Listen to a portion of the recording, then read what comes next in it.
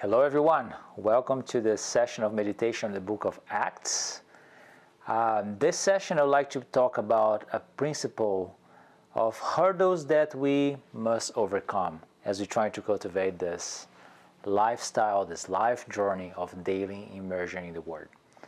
I trust that by now, if you made it this far, well done, good job.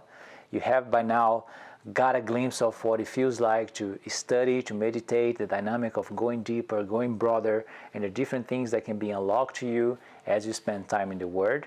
And by now you probably have realized as well that for us to cultivate this practice, this habit, or this discipline, it takes time. It takes perseverance, right? It takes pushing it through. So I'd just like to talk about this for a moment, because that's something that I definitely have experienced in my life. And I have identified three main hurdles that is important for us to be aware of if we do want to have the life of this Word really working fully in us and through us. We ought to push through and to overcome those different things. So I have boiled down to three primary hurdles I believe every one of us, if you want to establish this practice, this in our lives, we need to overcome. Okay, the first one is the hurdle of consistency. We live in a world where we are always running somewhere or something is running to us, right? There is always something to do. The pace of life today, there are hundreds of books about it, there is many teachings around. We all can agree that the pace of life today is just faster than it has ever been. If you don't have, it's hard to find quietness in the outside world. And many times it's hard to find quietness in our inside world. If we can find a place that is quiet, that we don't have a lot going on outside, inside that is still a lot of noise, a lot of information that is flowing through our brains because of how easy it is to access information right now, how easy it is for people to reach us. Life is kind of falling to more a hurry pace more than ever. So it is important to cultivate, to set this time aside that we can stop and be in the presence of God. But we don't feel like it's always possible. So the first hurdle that we need to overcome in order to make this established discipline is consistency. It's to do it every day. So what is the key? It's basically that. Just do it every day. Set time aside on your schedule, on your time, on your day, where you can not compromise that time with God. Now, just going a little bit further in this, it's very important that we don't confuse the scheduled time with God.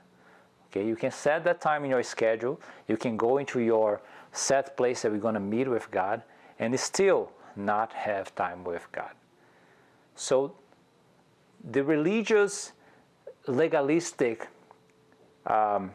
problem with that is if you think that the discipline itself of setting the time aside is what you need in order to live this life, being transformed by scriptures.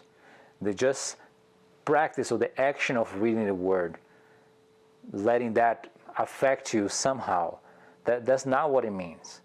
What it means is that in the hurry of your day, in the rush of things, you are protecting that window of time in your day so that actual encounter with God can take place. Okay, so it's important that we don't confuse both. Discipline itself is not what builds spirituality. All it does is a means to an end.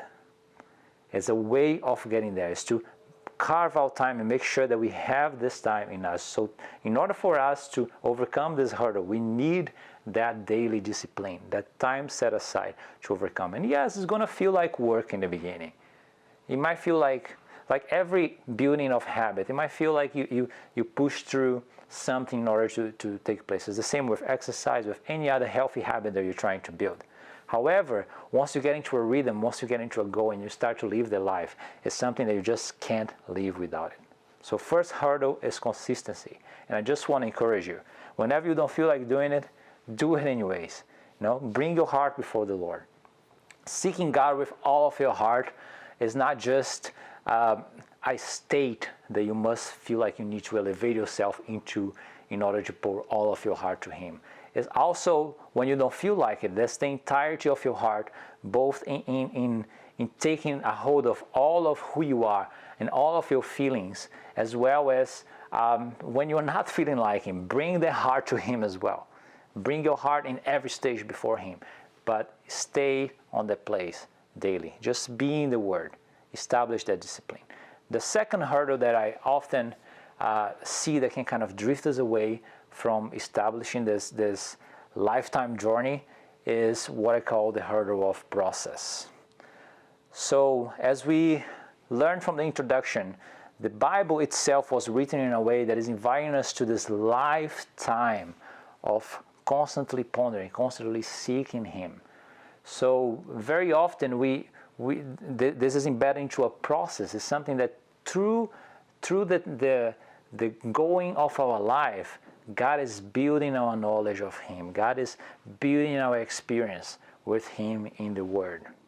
So that's important that we break away from that mentality that meditating or having a quiet time, having the time with God, is by going in the Scriptures and getting something for the day. This is not how it works. Just like you don't go have a meal so then you can be fed only for the day. In fact, you can go through a whole day without a meal. It's not what it is like. And of course, you're hungrier when you don't eat on that day, but you could go for several days without eating. But the reason that you have a healthy diet, that you have healthy food, and that you are building healthy habits while eating is so that in the long run you can feel the health. The reason that you establish a healthy routine of exercises is not so that in that day you feel pumped and you feel good, is that in the long run we build up a healthy life. That is the same dynamic with the Word of God. As we feed our spirits, as we feed ourselves with this life, on the long run, and we understand that this is more of a process, that God is building us. At times you're gonna meditate through a portion of scriptures or through a book, like the book of Acts, for example, and you might just be following the story and not really be getting anything special, any revelation, until one point God calls your attention for something much deeper in the moment. This is what this meditative approach, this feeding, this eating, the chewing of the Lord, the Word is about. It takes time and it takes a process. Let God build on your knowledge of Him. Let God take you to the process. And don't cut the flow, both by breaking consistency, but also don't cut the flow by just thinking nothing is happening. Keep pondering, keep pressing, keep searching. Many times when I'm meditating, there's like a theme in my mind that I'm going over through weeks, and I'm going back to the scripture, and God keep bringing that idea back into mind until it gets to a point that it's like a bang, a revelation comes into mind, and you start to see the depths of everything. Let God lead you in that journey of knowing Him in a way that only Him can. But understand that it is a process. It is walking into this life of contemplation. Then the third hurdle, and it's probably one of the hardest, I think, is what I call the hurdle of transformation and change. God is in the business of building us up. In Proverbs chapter 4:18, it says that the path of the righteous is like the shining sun. They started down and it shines brighter and brighter and brighter and brighter until it becomes full day. Part of the process that God is leading us is transforming our lives. 2 Corinthians 3:18 says that as we are deeply regarding His image, His glory, we are being changed. As we are deep in ourselves, diving into this word, we are being changed from one degree of glory to another. So part of that process that He is leading you to is the transformation of our own lives. Which that means that there are things that He might want to be taking out of our lives. What that means that we're going to be dealing with a lot of confrontation. And sometimes we get tired of so many people pointing fingers on the things that we do wrong, and our natural wrong and our natural tendency when we are in those situations is that we want to keep our distance, that we want to keep away and avoid being told all those things. So we have this natural resistance to run away from confrontation. So what I would like to advise and encourage you is that when you're being confronted for the Word of God, embrace it with all the joy.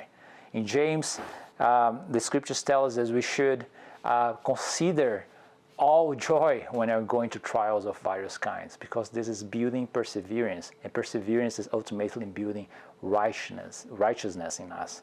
So let's not run away from the pain, but rather change our paradigm of pain. So consistency, process, and pain, or change, confrontation.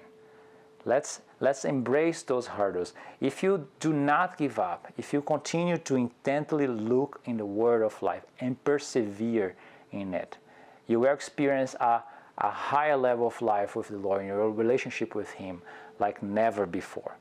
But it's important, in my experience, I've seen a bit of this struggle, this wrestling, and you probably have felt, if you got up to this point on the seminar, you have felt that indeed it takes perseverance, indeed it takes having to go through that commitment. So we just want to encourage you that as you continue to complete the seminar, but especially more so as you go from here, continue in that, persevere, and let the life becomes true and alive in you and through you. So typically in the other books, meditation, we've been looking together in examples. For this one session, we're just going to leave you with the assignment and encourage you to keep going and not to give up. Okay, so the assignment for this session is building from the previous sessions. Jordan suggests that we should meditate on either chapter 18, 19, 20, or 28. So whatever was the chapter that you have chosen for your observation and interpretation, take a moment, go before the Lord, and ask Him to speak to you. Remember the practice of Lectio Divina as a framework or as a way to get you there. But most of all, just go before the Lord. Ask the Spirit to speak to you. Seek after Him with a hungry heart, with a sincere heart. You will find Him when you seek Him with all your heart. Yes, I'm repeating those principles because they're so key and important in our learning. And as you persevere day to day, our hope is that you're going to experience this incredible revelation of the Word of God, that you can declare, like the prophet Jeremiah in our theme verse, that I have found joy and delight in my heart, in your Word, as I have found them. Right. Have fun, and I'll see you next time in Colossians.